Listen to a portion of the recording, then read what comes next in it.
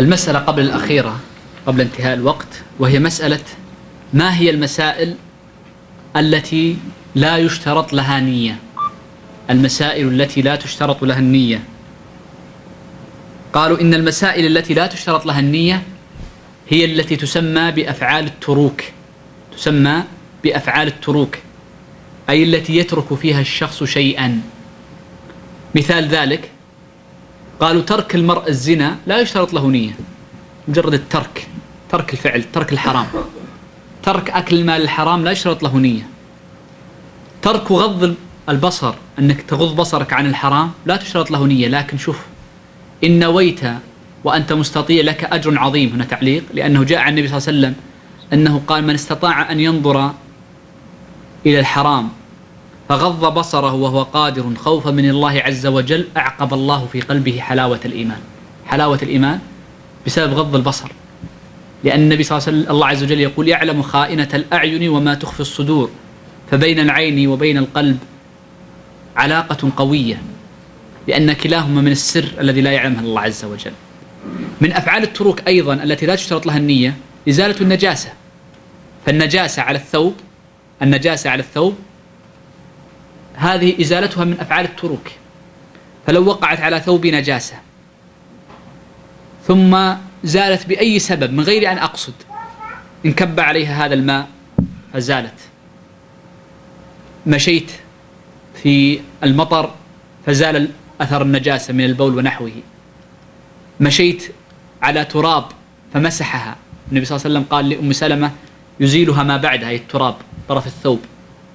أي سبب من الأسباب، وضعتها في الشمس فزالت وحدها من غير أن أقصد أنا، إذن زالت النجاسة، لأن النجاسة من أفعال التروك التي لا تشترط لها النية. وهكذا أشياء كثيرة.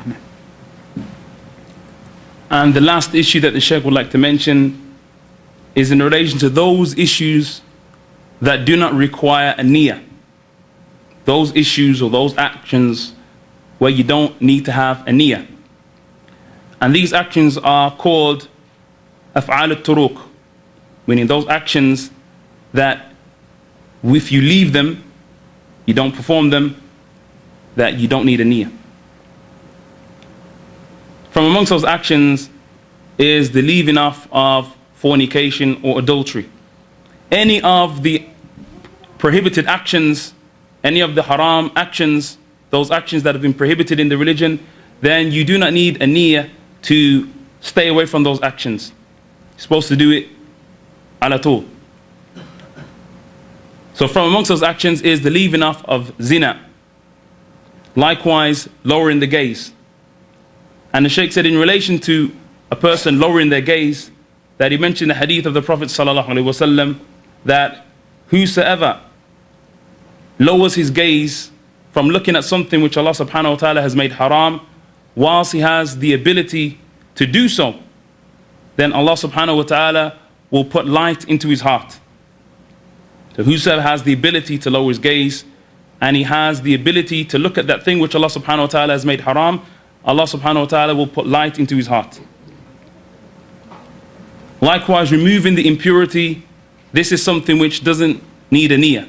You don't need an intention to remove any impurity or any dirt. For example, if a person's thobe was dirty, then a person doesn't need to have the niyyah to remove that impurity, or for that impurity to be considered as being removed in the deen.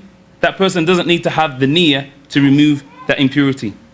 For example, if a person was walking in the rain, and whilst he's walking in the rain water has eradicated that dirt that was upon that person's thobe, then this would be completely fine. He wouldn't need the niyyah to remove that impurity or that dirt that was on his thobe.